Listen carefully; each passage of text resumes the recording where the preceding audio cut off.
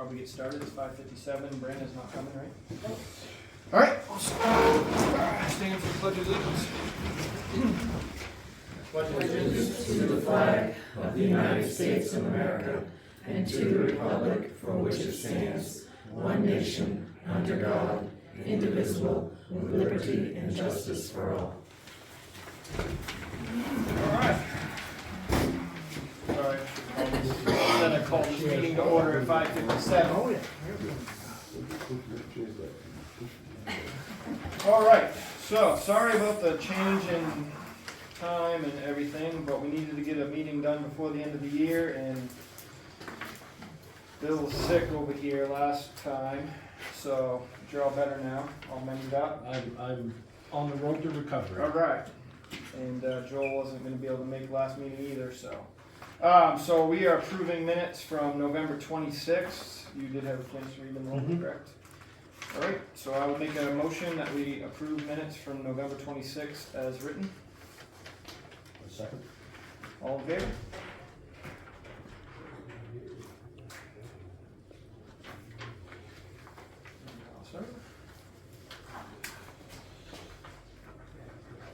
All right, so we had two warrants to go over and sign. Warrant number 30 and 31. 31 was to catch up all payroll basically to get through the end of the year and whatever came in that time frame.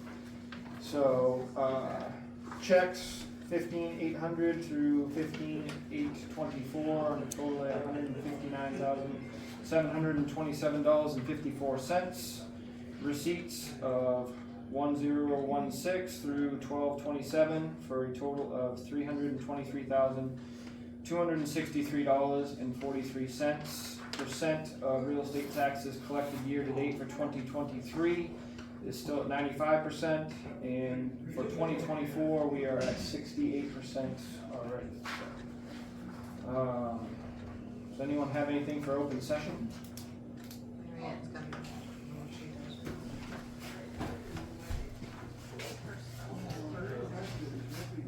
Hi, Marianne. We know you have something for executive session. Do you have anything for open session? Nope. Perfect. That was fast. RSU 10 report. Mr. Chapman. All right. I'm going to stand back here. Can you hand that to Norma? I can. Okay. So last night we had a special school board meeting and approved the lease agreement with the town of Mexico to rent out for 1 year the old Mexico Police Department building. I say old, I mean they only just got out of there a little bit ago saying they didn't have a police force, but they're still actively trying to get another police force. But for the next year, the school board anyway has signed the lease agreement. And what that means is with this year's budget and next year's budget, we will be paying for the monthly lease. The Department of Education, however, will be paying for the renovations that are necessary, all the different, fire marshal this and asbestos that, all the different things that go into older buildings. And the Department of Education has said that we can use contingency funds. And so if you're listening to any of these board meetings that are taking place when the superintendent is talking about the contingency funds, what that means is if our students needed to get into the new building, but the new building was not ready yet, then this contingency money could be used for a lease to house them temporarily. So that is how the Department of Education is allowing for this to be paid for. It was really only the last board meeting that I found out for sure what was going to be happening with that. So with monies that are not being spent on utilities, oil, those sorts of things for the Mountain Valley Middle School building right now, because it has been empty for the last 2.5 months, ever since October 7th, 8th. Money that's not being used on that is being set aside for this lease to be paid. And our business manager, via callback, assured us last night, we had a finance committee meeting, that yes, we were good. We still had money where it needed to be we won't pay for that. So that was really reassuring to hear because I've been asking those questions in the past, not select board meetings, school board meetings. So I was glad to hear that. So just recently, I think it was a week and a half ago, the 7th and 8th grades have been able to be moved in at Mountain Valley High School in the old industrial arts wing. I took classes there in the old industrial arts wing. So the 7th and 8th grade is apparently in there now. And the 5th grade has gone back to Rumford Elementary School. And they really had to, squeeze the kids in. The library had to be emptied out or whatever could be moved with the books so they could get 2 classrooms in there. They really did have to do a lot of finagling. So it is fantastic that the teachers have been able to adapt and all the students have had to adapt. But to get at least 3 grade levels out of remote and back into school, because they've been in remote for 2 months, ever since October 8th. So that is a real great thing. The hope is that the 6th graders will be able to get moved in to this old Mexico Police Department building, which is where the Mexico Rec area is, if anybody's familiar with that. January 6th is the hope to get that 6th grade in there. And that's the largest class, so that's been a bit of a challenge. So let's see here. All right, also, last night in this special board meeting, I did ask our buildings and grounds and transportation director, Devin, just what our policy is in place in case we need to have a delay of school start. As we all know, the school bus had an accident up here on Lower Sumner Hill Road. And I let him know that I had just talked with our road commissioner the night before, that, we didn't hear from Devin, and what typically takes place. And, I did let him know that Sean had said if he would have recommended a delay in the start.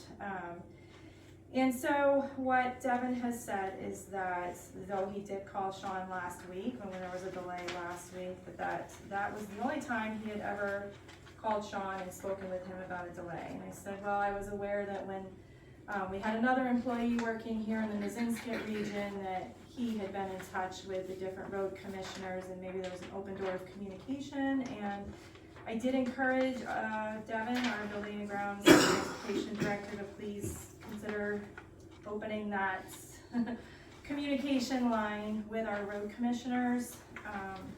But I guess conditions were very different up in the Mountain Valley region than they were here. So, and our superintendent did say that our neighboring district 17, Oxford Hills, was planning to have a regular school day. I think this was Tuesday, right? Monday, Tuesday? But one of the road commissioners called and spoke with their buildings and grounds and said, hey, we've got some bad roads here. So I just, Sean, if you can reach out if you know that there really is a problem and we should not be having school start on time. Apparently we do not have a 1-hour delay anymore in the district. It's just a guaranteed 2-hour delay. So 2 hours or nothing. So if 2 hours can be just enough time, and any of our road commissioning, guys in the area or plowing staff feel like that should happen, then by all means pick up the phone and talk to Devin. Last but not least, we are now kicking off the budget season. So I was asked what my wish list for the budget was, and I said I wish that it stays down. So if you all have any ideas, please reach out. And I don't know, Sean, if you wanted to say anything about Devin did call this morning. Yeah, he called at 4 o'clock this morning. Oh, good. Okay, that's good to hear. Yep. Excellent.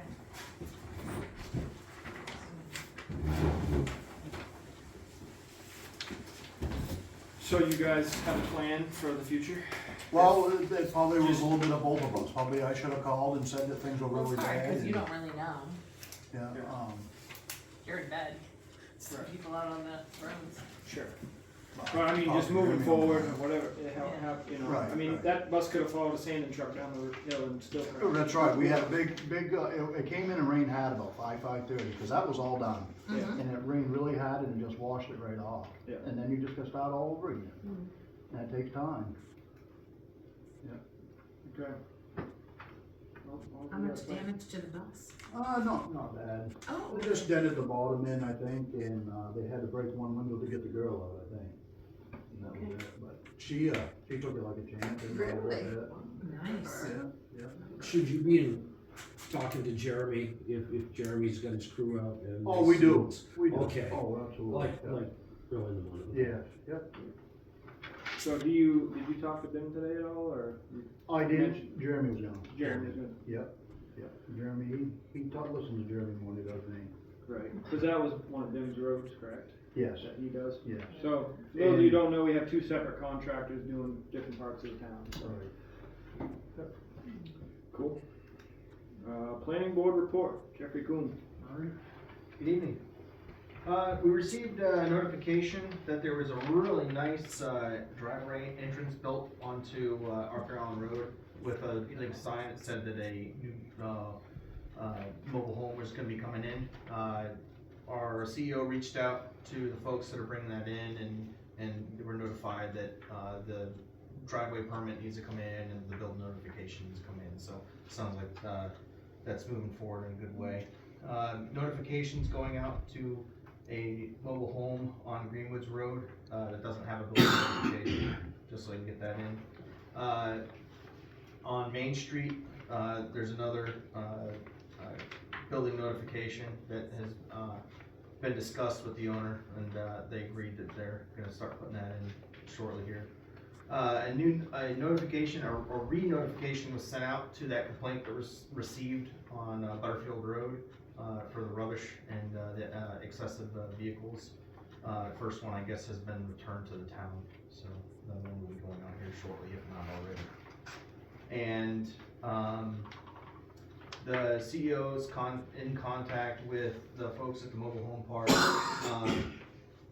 There was a few questions whether or not they were using that berm as a driveway for one of the mobile homes, and it looks like they are, and it became Yeah, I don't think there's a question, I just yeah, drove by the once, car park once there. once it's plowed, it was very apparent. So obviously they have some disappointment with that. So CEO's in contact with them to figure out what can be done to get that so that they're following the ordinance, which the ordinance currently says that there is no allowed driveways from a mobile home park in town to go to state road directly or any road directly. They need to have an official in and out.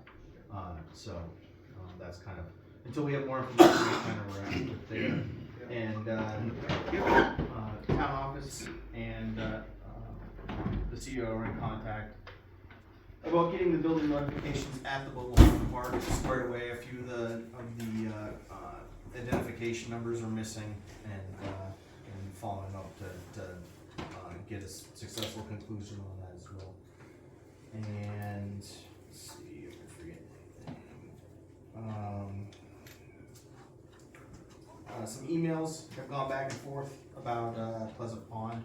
The Corsons have taken the lead on contacting DEP, and it looks like the state has the rep at DEP has in contact with the Attorney General, and it looked like the information that we have back is that the lot will have to be revegetated, and we'll send some folks out to take a look, find out what needs to be done with that. And there is a fee associated with the removal of trees on shoreline property, and that's an update that's been made to the fee schedule. So whether or not that applies, I'm not sure at this time. We'll figure out when that went in, when the trees were removed as per when the update which was made, which I believe was September 1st. So I'm not sure. We'll work that out, figure that out. I spoke with Fred today after those emails came through, and basically what's probably going to happen with the tree removal, he's gonna try to get Colin or somebody from the DEP out there to meet with him. And I told him that one of the select board members would wanna be on that meeting as well, to figure out what needs to be done to remediate any issues to fall into compliance. If you need someone from the planning board as well, let us know if you think it's necessary. In addition to that, we had Norma reach out to AvCog just to get some starting information for updating the comprehensive plan, and kind of got some good favorable results. It looks like if they were to revamp the comprehensive plan for us from stem to stern, we'd be looking at like $25,000 to $20,000 for them to do that. I don't right now, and most of the folks on the planning board, that after we discussed it, it doesn't sound like we need a full revamp. We would like them to redo the maps that kind of give us our boundaries, our densities, populations, things of that nature. And then their representative said that she would be willing to meet with us as in the planning board or the select board or both of us, and just kind of give us a comprehensive how do you start this process and go from there. And that would be a way for us to, I think, allow us to form some sort of a committee and mitigate the amount of damage, so to speak, the amount of costs that we would have. If we can get AvCog to give us good direction and pay for the things we can't do, then we can do the rest. So, What did you say was $25,000? to completely revamp our comprehensive plan. She did say that the town of Sumner gets 16 free hours every year. And that if anybody, clerk, town clerk, planning board, select board wants to call and ask questions, those are free, so anytime you have questions. How many hours we have left this year? 16. That's it? We didn't use any? I thought Joel used some. He called and that's not Oh, okay. chargeable, that's not added on to Perfect. that, so. You got till the end of the year. To get the comprehensive And I talked to her 16 yesterday. hours, my She man. said she It's was like gonna 16 start hours working before on you it, get she was here. gonna review the plan and look at the maps and get started, so she'll use a few of those hours before the end of the year. Okay. Don't worry, next year we'll take care of that. I have some questions. Yeah. Two things. I'm just curious, I've been seeing that there's a lot more mobile homes in the park. Is there an actual state limit based on the size of the park? How many mobile It's homes they can actually contingent put in on there? how many was grandfathered in by that. There's I think 16, it's 16 total. And how many are there now? Probably 16. Yeah, I would say So they can't put any more? I don't know They that they brought it replaced the up. one that burned. and that's one of the things we were discussing, sending in the CEO to determine, because that would obviously need a building notification. Correct, yeah. So I don't know if that one has been replaced or not. We haven't got the notification on that, but they brought in, what, 11 or 12 right, last 11, fall? and there were 5 there already, is that what it was? Something like, yeah, I think that's how it went. So yeah, 16 is gonna be the limit, but that little driveway entrance has been a contentious thing. They're not the ones that put that in, but previous owner did. Right. And that's the confusion. They saw the berm and they said, well, that's a no-brainer, obviously, that's, and. Yeah, even if it wasn't in the ordinance, you'd still need a state driveway entrance You would. permit, and it probably wouldn't qualify because of that curve. Richard? That didn't qualify because the state already came when Cliff tried to do that on his own. Yeah. When I was on the planning board and the state come turn that down, he had to fill it back in because he got all twisted and everything, and supposedly the state was supposed to send the paper out saying that that couldn't be done. I do have some Where he questions. already had his entrances at either end of his lot there. Yeah. So apparently, my understanding is the folks that run it or own it now, that for that one mobile home, it's too steep, the embankment to get a driveway to it or something, the way it's laid out. I don't know, I've never actually But the driven down. berm's not too steep? All the slabs. They actually, yeah, they cut the berm. the berm right out, so there's, like, when you drive down there, the berm drops down. It's been like that for years, but now they're actually plowing it and using it to pull out on the It 219. looks like 2 trailers are using that. Yeah.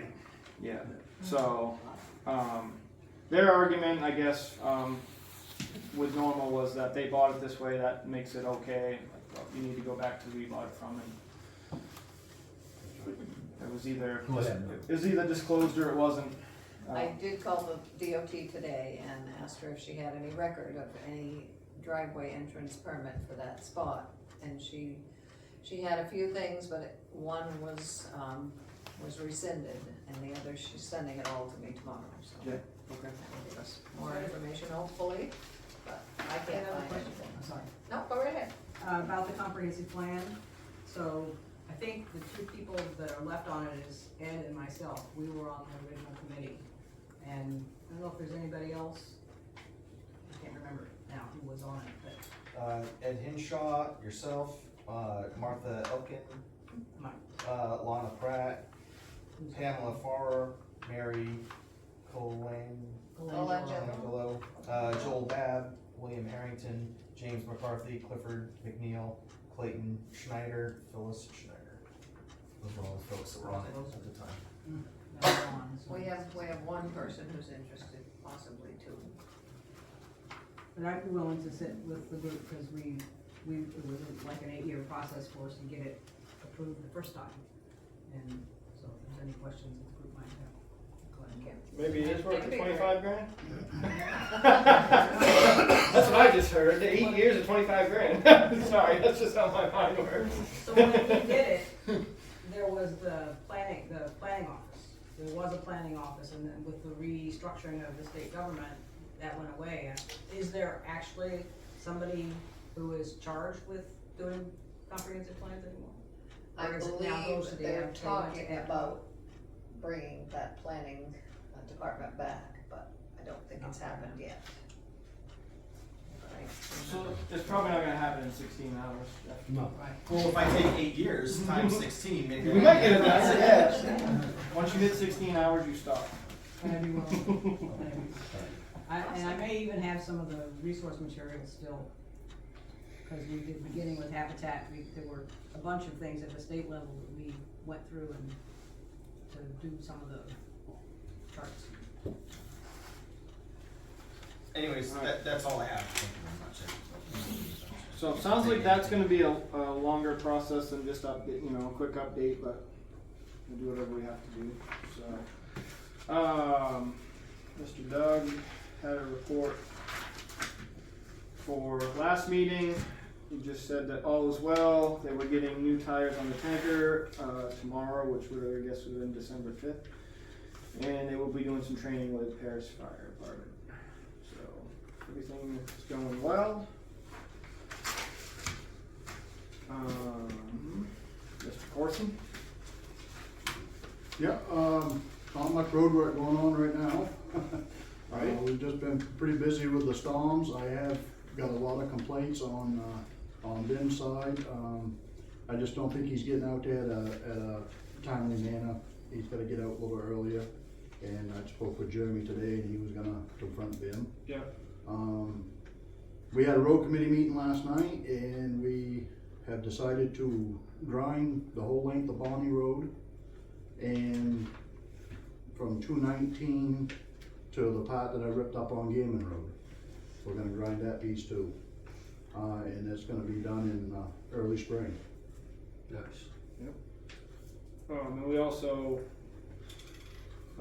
Bonnie Road Hill, Eastman Hill.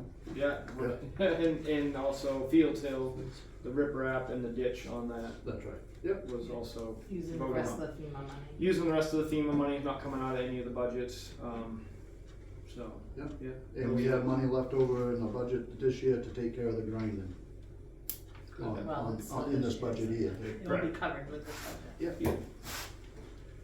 Yeah, perfect. I was glad we could get a meeting in, Everybody showed up, it was a good meeting. yeah, it was perfect. So Brandon won't be here. His report, investigated a missing dog sighting on Main Street, located the dog but required coordination with the owner to retrieve, responded to a barking dog complaint on Rosenberg, provided public education, addressed stray dogs on Lower Sumner Hill, informed residents about containment laws, investigated a livestock welfare concern requiring follow-up visit, and waiting for guidance from us on how to proceed with the dogs on Abbott Pond. So we had a total of 25 calls, 443 miles. 44% of those are stray or loose animals. 16 were animal control general.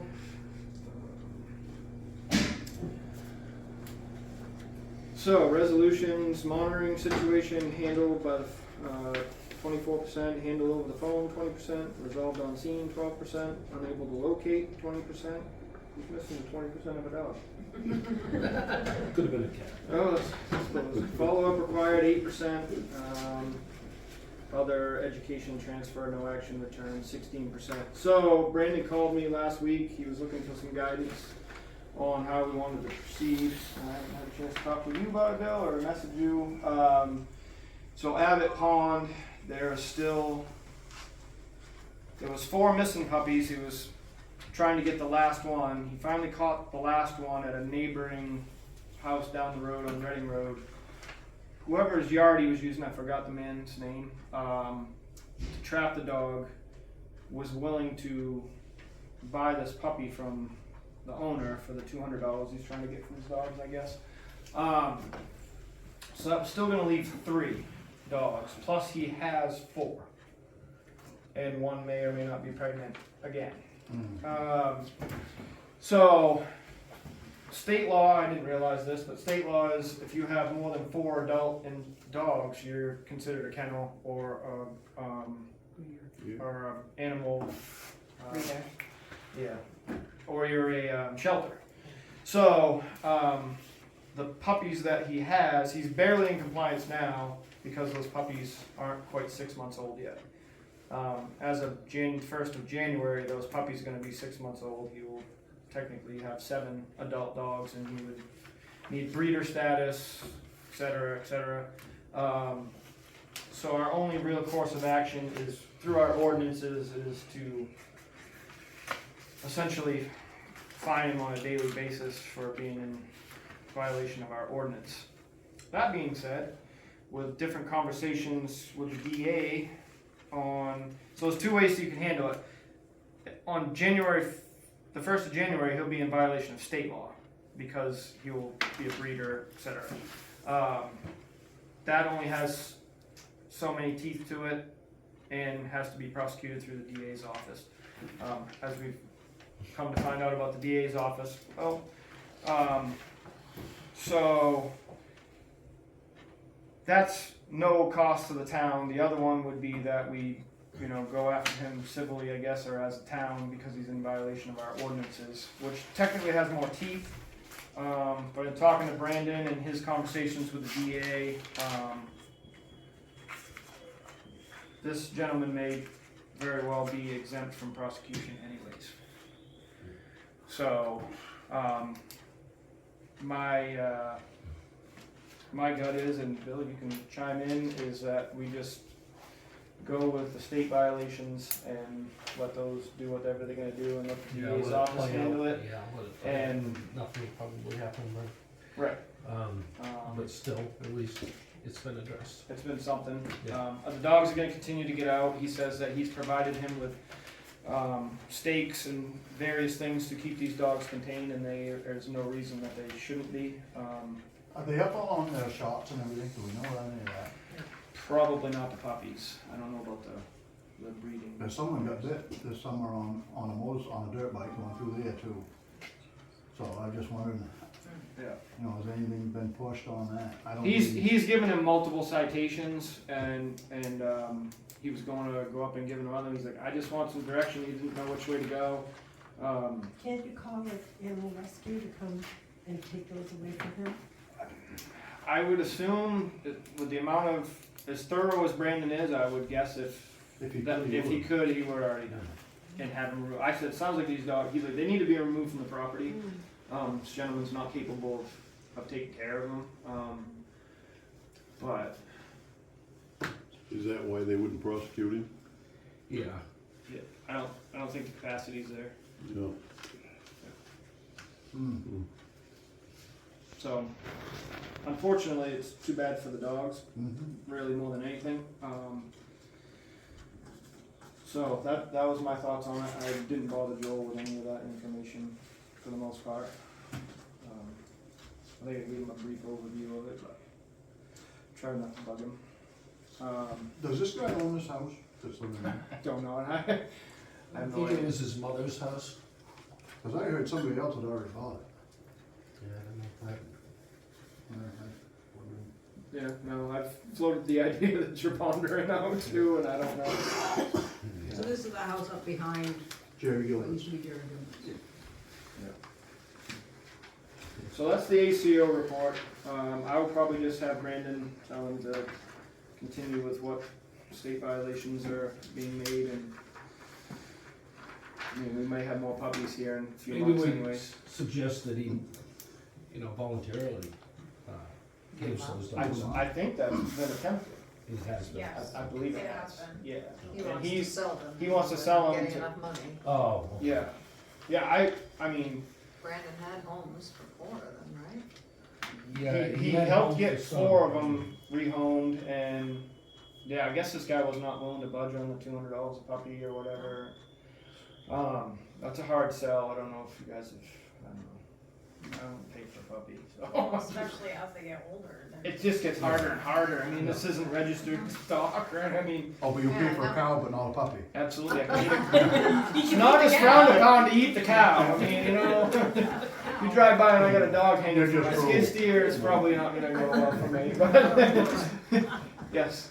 So I don't remember what the, how it is that we're paying Brandon, whether it's per visit or per month, but at what point are we reaching that cost, to where we're having to keep responding to this? Probably, we way past that, so, Are we I talked staying to- in our budget with having Um, Brandon? well, on board? we're within budget now, but that depends on how many calls between now and the end of the year, so. Is that budget gonna get blown? Most likely. So, he also said that somebody also covered all of his costs for October, Wow, mileage. mileage costs. So there's nothing with animal rescue that would say the dogs are at risk, that could come in and mandate that they be removed? So that's what you were saying, animal rescue? I can ask Brandon, but, he's already, Pretty thorough. he's thorough, and he also said, his words were that these dogs need to be removed, so if he had a way to make that happen, I'm sure he would have already done that, but I will ask him for sure. I mean, there's nothing that we can do to say, do it.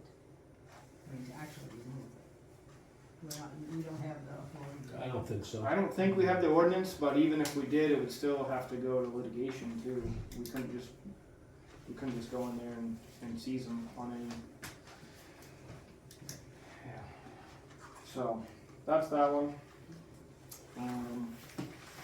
Any questions, other questions, comments, concerns? Alright, forms, reports, correspondence, we have 2 abatements to sign. One interior was not inspected, and the other one was site improvements impossible with no well.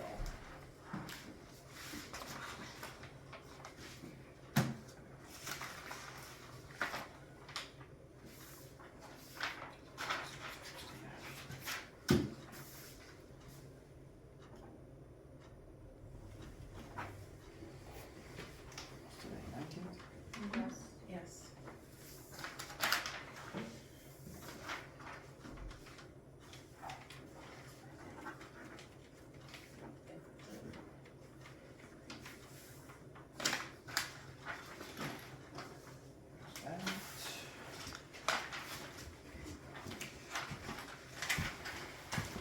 Jessica, question? Absolutely. Actually, I might wait until you get further down in the notices. Okay. So, where's the office hours discussion on here? Oh, I didn't put it on. You didn't put it on Just here? Talk about it. Okay, so Diane had discussed the other day with me about changing office hours just a little. which instantly made me go, let's not do that. So Wednesdays are extremely busy for Norma, with meeting minutes, whether it be from a select board meeting or the planning board meeting. So it's got her doing a lot of, trying to do the minutes and recap the meetings and all the things that she has to do after each, on a Wednesday morning, and handle the counter and do all that stuff. It's just a long, stressful day. So the proposition is to change hours on, help me go through this Just again. Wednesday, Just Wednesday. so it'll shift from what it is now to being open 10 to 6. Instead of 8:30 to 4. Right. So be open later in the day, but that normal would still come in at 8:30, and work for those 2 hours, but it would be uninterrupted. And then at 10, the doors would open and we'd be open till 6. So that would give her time to do that. So that's the proposition. Anyone have any questions? Still late on Tuesday. Yep, Yep. same hours on Tuesday. Everything else stays the same. Just And it's really still the shifting same hours. number of hours. Right. We're not shortening the hours, it's just shifting it, so she's got a couple hours to, I can't see how anybody can complain about that. somebody will. I know. It's America 2024, we complain about everything, so somebody will complain. I even but- thought it was reasonable to do it at the regular time, but. So yeah, it's not shorting any hours, it actually kind of extend the hours and we give later in the evening on 2 nights instead of just 1, so I think it's positive, just given the past few years, changing the schedule makes people cringe.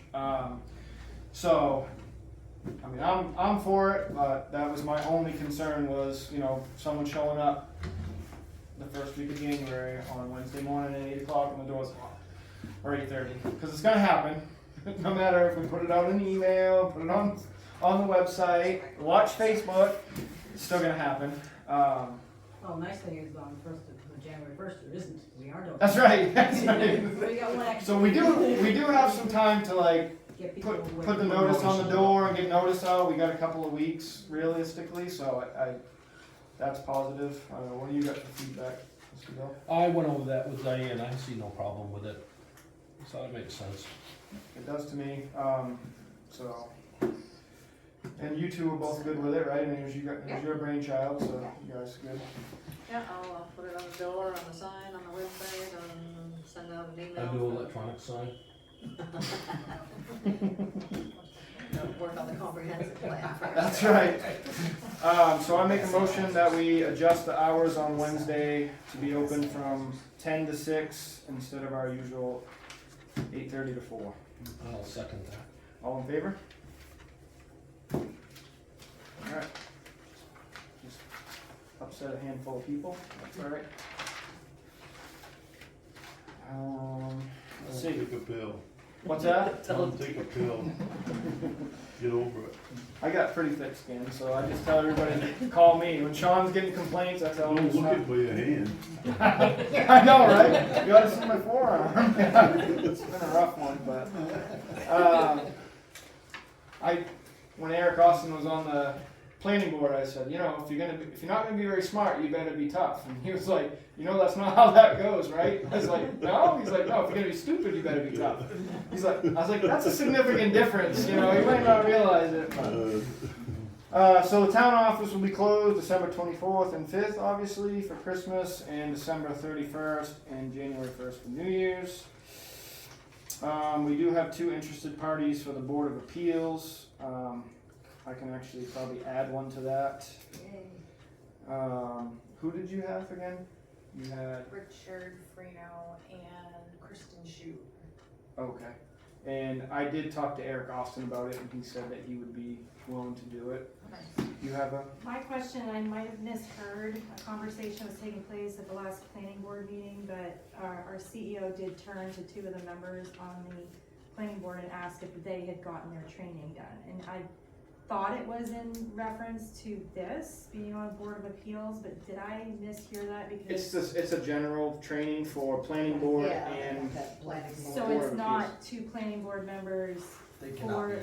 I know, I was gonna say, that's like a clear, like. No, it's just a general MMA training for if you're gonna be on either of those two boards. Yeah. So I Um, did miss together. it, miss here, and that's great to hear. Okay. Yeah, no, I had to Thank think you. about it for a second, what he said at Okay. that meeting too. Alright. Fantastic. I'll double check again with Eric to make sure he's interested, and I believe Joel was going to reach out. I know Steve McGinty had asked that he didn't want to, or, you know, we haven't used it in so long, 20 years or something, that he was like, take my name off this list of, but we could have issues come up that we need it, so we wanna get it in place. And we'll have everything filled at that point, if we get that filled, we'll have everything. Well, technically we need one alternate. Right, I would like to see a Board of Appeals of 5, and we don't even have 3, but I would like to see 5. Point being, small towns, some people are gonna have to recuse themselves from decisions that are being made.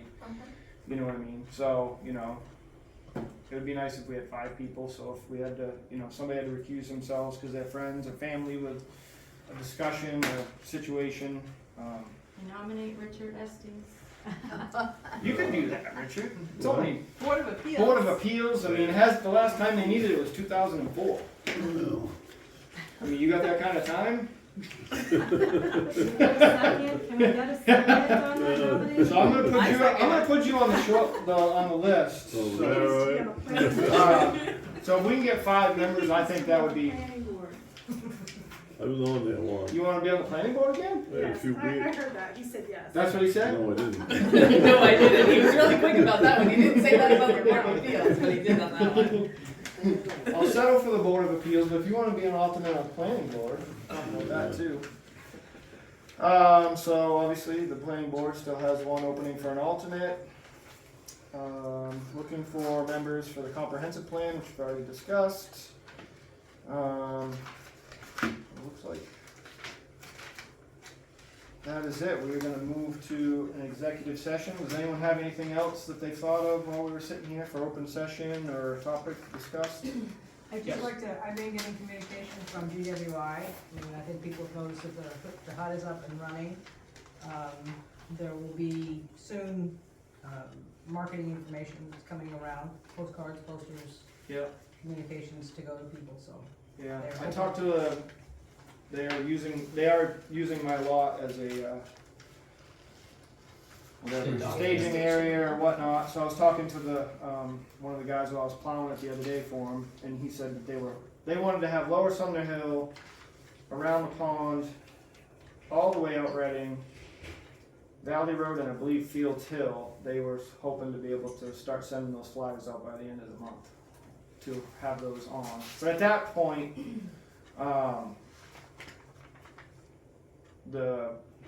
so I know this was a form of contention in all those meetings about First Light having something to do with that hut down there, and they absolutely do. They're the ones lighting up that hut, because that's exactly how he told me. He's like, First Light still hasn't lit up the hut yet. So I'm guessing by now it probably has been, but He said it was operational. when I talked to him last week, he said that they were still waiting for that. So their trucks are going back and forth. They don't stay in one section of road very long. I don't know if they got ADD or what. There's all over the place, throwing signs up, bouncing around. So my guess is it's because they really want that so GWI can send out the postcards, etc. Yeah. Yes, Chris. My question, and I see that you're going to go into executive session to talk about the Stewart case. With the court date of the 13th that was canceled, is there a new court date for January as of yet? Okay. No. Thank you. So for those that don't know, that got pushed back yet again. That was due to the DA's office subpoenaed the unredacted investigation that the town had done. So I believe that was initiated by their lawyer in time to go over the unredacted version of that investigation, but that could be complete. Yeah, the DA had to turn that over as discovery to the Stewart's lawyers, and then they needed more time to dig into that. Do we know if they have the same attorneys that they did? No, So they've Wilson's been not- through multiple attorneys. That's why, because they got it, they had they were present for the unredacted reading in July. That's, yeah, exactly, and I am going, hey, they already had that, I mean, Yeah. that must have been passed along, it's just another reason Well, to. nobody hasn't, I mean, passed along in terms of, once the attorney changes, that next attorney doesn't have access to that information, because it's only in the present, it's in our attorney's hands. Isn't given out. Well, they have a copy of it, Of the unredacted? I'm sure Kelly's lawyer had a copy of it, he's the one that Nobody's redacted supposed it. to have a copy of it. In theory, that's what I was Well, told. who That's why we redacted don't it? have a copy of it. Right, but who redacted the report? It was Kelly Stewart's lawyer, Kelly, that redacted the report, I believe. No, it was our attorney who redacted the report. Our attorney Yes, redacted it. pre- Oh, That's okay. who presented it to us as what would be available to the residents if Huh. they wanted it. She had to because they initiated the Garrity agreement. Yeah, At any rate, it didn't happen. We almost Yeah. made it. Yeah. It was like it was the afternoon before, like 4 o'clock. yeah, Yeah. So Wow. we got close. We got close to at least putting that part behind us. So we'll see. So that's what we're going into executive session for, and then Jeff had called for the planning board. So we're going to go into executive session pursuant with MRS 4056F and MRS 4056A. So I make a motion that we move into executive session. I second it. All in favor? And we are moving in at 6:43 p.m. All right. All right. I'd make a motion that we come out of executive session at 8:57. I second it. All in favor? And I also make a motion that we adjourn the select board meeting on December 19th at still 8:57. I second it. All in favor? Merry Christmas, everybody.